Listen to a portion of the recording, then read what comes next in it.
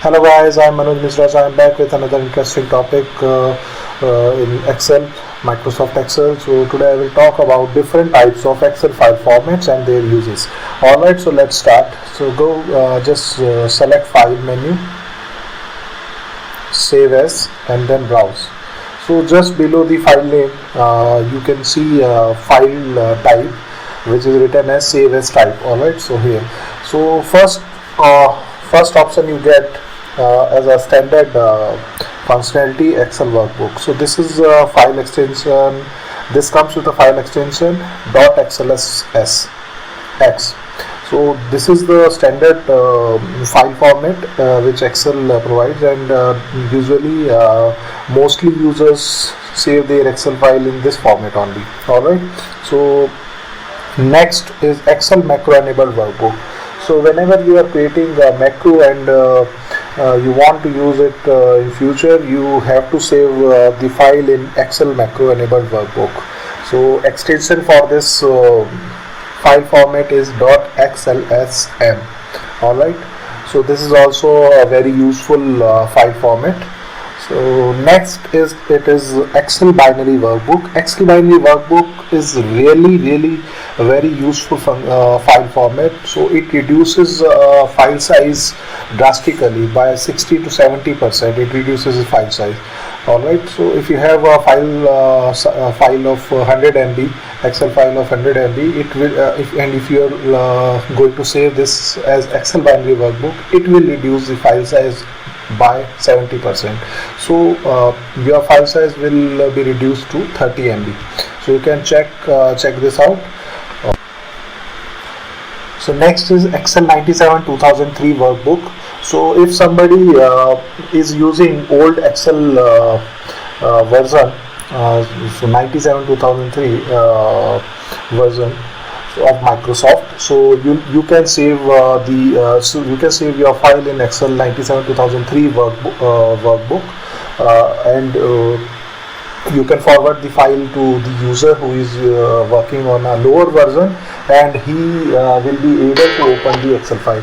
If you are going to save the Excel file in the latest version, so the user using a lower version of Excel will not be able to open that file. Alright, so keep this point remember. So then CSV UTF-8, it is a comma delimited file. So you can save your Excel file in text with a delimiter comma. Alright, then XML, it is not a very useful format for general users. Then Excel template. So it is also a very helpful file format. So you can create a template, like you can set. So I'm going to show you one example.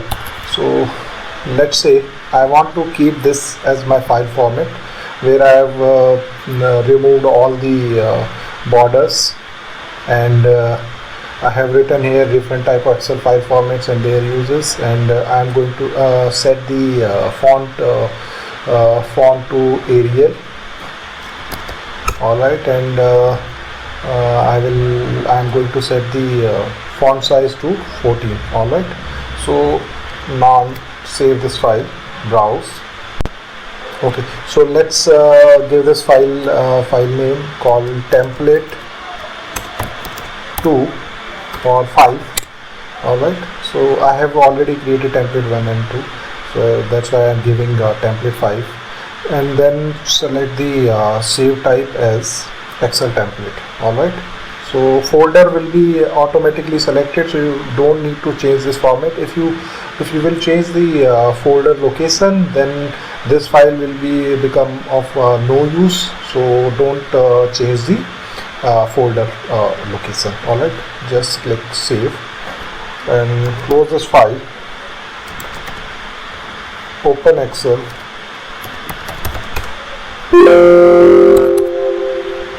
so click on new, and when you select a personal tab here, you will see that it is showing you predefined templates which you have defined.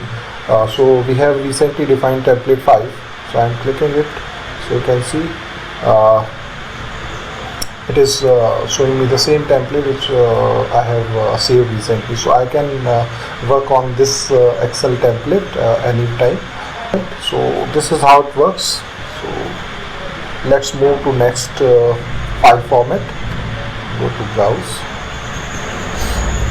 Now Excel template, Excel macro enable template. So you can save Excel macro, save the template for macros as well.